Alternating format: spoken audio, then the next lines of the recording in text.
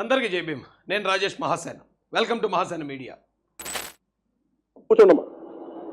మీకు నమ్మకాలు లేకపోతే ఇంట్లో నుంచి బయటికి రాకండి, మమ్మల్ని ఏం అనకండి. మేము ఎలా పూజా విధానం ఎలా చేస్తాం, అలాగే ముఖ్యంగా ఫిల్మ్ ఇండస్ట్రీ కూడా నేను తెలియజేస్తా ఉన్నా.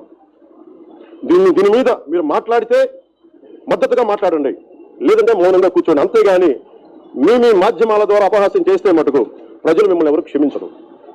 ఎందుకంటే చాలా డీప్ పెయిన్ ఇది. మీరు లడ్డు మీద జోక్లు వేస్తున్నారు. నేను ఒక సినిమా ఫంక్షన్ కూడా చూశాను. Laddu is a sensitive issue అని. Don't you ever say that. Don't you ever try dare to say that, please. I respect you as actors, but when it comes to Sanatana Dharma, please, you have to think 100 times before you saying a word. One comment. Thank you.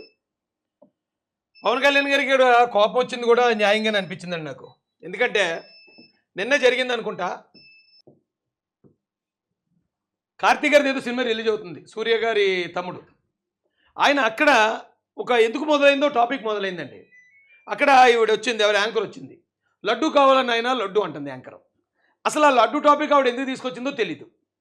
తెలియనప్పుడు ఈయన లడ్డు అంటే ఇప్పుడు controversial అవుతుంది, ఆ లడ్డు గురించి ఎత్తొద్దు అన్నాడు.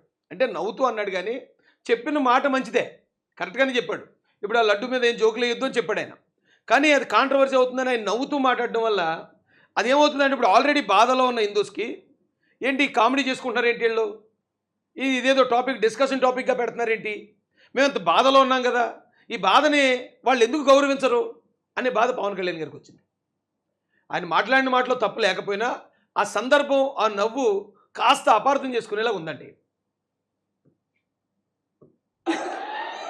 లడ్డు కావాలా నాయన, ఇంకో లడ్డు కావాలా నాయన. ఇప్పుడు లడ్డు గురించి మాట్లాడకూడదు, సెన్సిటివ్ టాపిక్, మనకు వద్దు అది.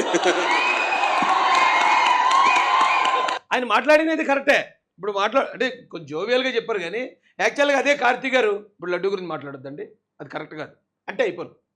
అలా కాకుండా ఆయన మామూలుగానే నవ్వుతూ ఉంటాడు కాబట్టి అదే స్లాంగ్లో ఆయన చెప్పడంతో అందరూ నవ్వటం, చప్పట్లు కొట్టడం. మరి మొన్న మాకు అందుకే కదా కోపం వచ్చింది.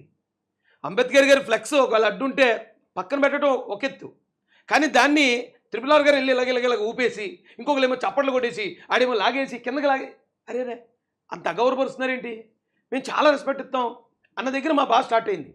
మరి అదే బాధ పవన్ కళ్యాణ్ గారికి హిందువులు కూడా ఉంటుంది కదండి. ఆ టాపిక్, వాళ్ళు బాధపడుతున్న టాపిక్ గురించి నవ్వుతూ డిస్కషన్ పెట్టకూడదు.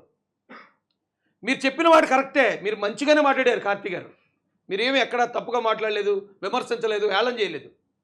కానీ ఆ మాట్లాడింది ఆ పాయింట్ ఏదైతే ఉందో అక్కడ ఆ పరిస్థితికి కొంచెం అపార్థం చేసుకునేలాగే ఉంది అది.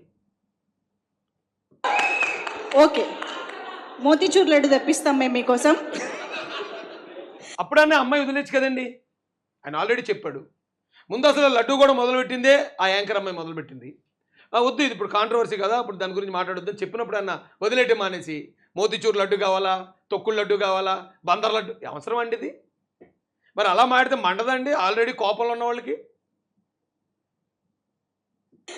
మోతీచూర్ లడ్డు సిట్యుయేషన్స్ కావాలి మాకు, అంతే సిట్యుయేషన్ కావాలి. లడ్డు వద్దు, ఇప్పుడు వద్దు. సరే, మీరు లడ్డు మీద జోక్లు వేస్తున్నారు. నేను ఒక సినిమా ఫంక్షన్ కూడా చూశాను.